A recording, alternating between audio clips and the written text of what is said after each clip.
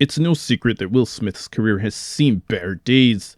Now, some would attribute it to him making poor choices, like turning down the role of Neo in The Matrix in favor of Wild Wild West, a movie where he played a character who was originally white. Or, you know.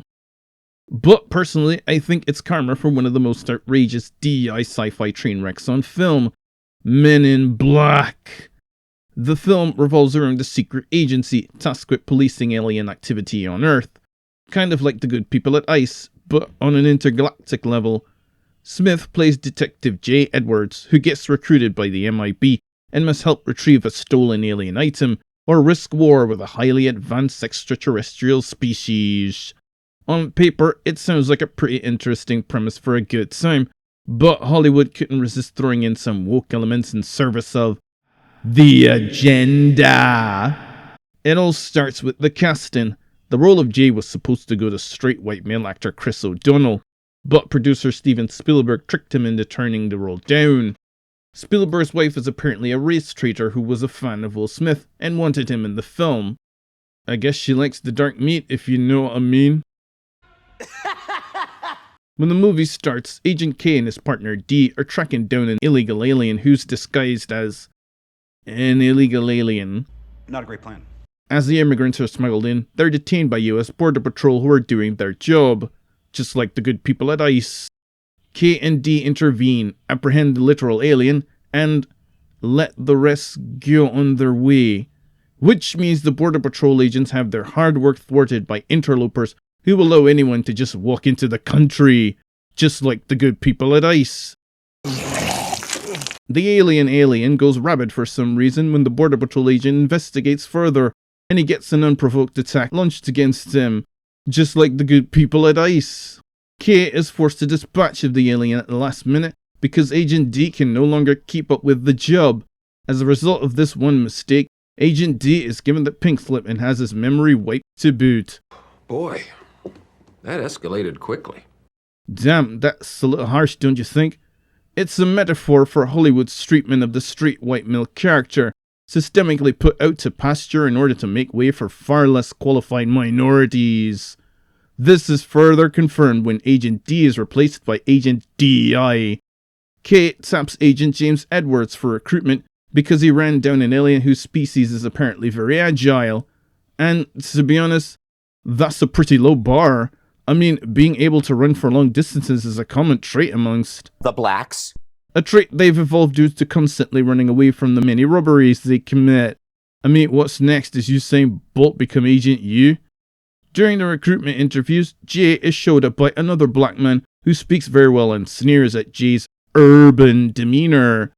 Obviously, he's one of the good ones. Despite his antics and being woefully outclassed, Jay is still selected, because that's what happened when you shove DEI policies down people's throats. Even the clandestine organizations aren't safe. Jay has his identity wiped, because if anyone recognizes him, it could cause problems. Just like the good people at ICE. He's stubborn, cocky, doesn't bother reading the training material or familiarizing himself with his weapon, and more often than not, his actions actually result in setbacks during the investigation.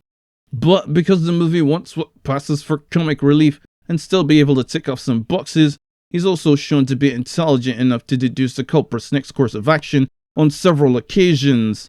Like the Pickle Lane movie. The main antagonist is Edgar, a super bug who steals an item of great importance. He, too, represents a huge epidemic in Hollywood. By walking around in the earth farmer's skin, he's turned the poor innocent straight white male into a literal empty husk, a pale imitation of what he used to be. In the final battle, he sheds his decaying skin, the movie's way of saying that straight white men are nothing but disgusting pests underneath.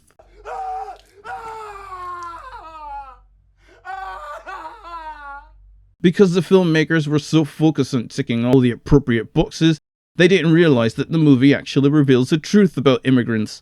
When word of Edgar's plan spreads, all the aliens who are legally on Earth jump ship to safer places. And that's why all immigrants are bad. They're fine coming to your country and leeching off the benefits, but at the first sign of trouble, they'll go back home and be like, "That's your problem, mate, not mine." Because immigrants are selfish, egotistical opportunists who only care about what our country can do for them and not the other way around. In the end, Kate and Jay, but mostly Kate, defeat a superbug by way of ambush, just like the good people at ICE. But despite this, the movie wants us to believe that Kate should be retired. The man just saved the world, possibly several worlds, and you want to shelve him just so that Agent DI can hog the spotlight? Not a great plan. Where the film started with two highly capable straight white males, it ends with two DI hires who only got in because of affirmative action. And I can't prove it yet, but it's probably all Brie Larson's doing. It's not enough for a black man to replace an agent, but we gotta have a female replacement as well to bring in those sweet feminist dollars. Who am I kidding? The feminists get their boyfriends to pay for everything. And just when you think it can't get worse, Smith lends his musical, let's call them talents, to the film's score and subjects us to this banger. It's the MIBs. Here come the MIBs. Damn, I'd gladly blame Neuralize to forget that one. Last call before I close up for the night. I welcome the day that the pink-haired Landwells and soy boys of Hollywood go the way of Will Smith's career, straight down the drain. As a matter of fact, I'm gonna go watch Predator again. At least that film doesn't sugarcoat how to handle illegal aliens.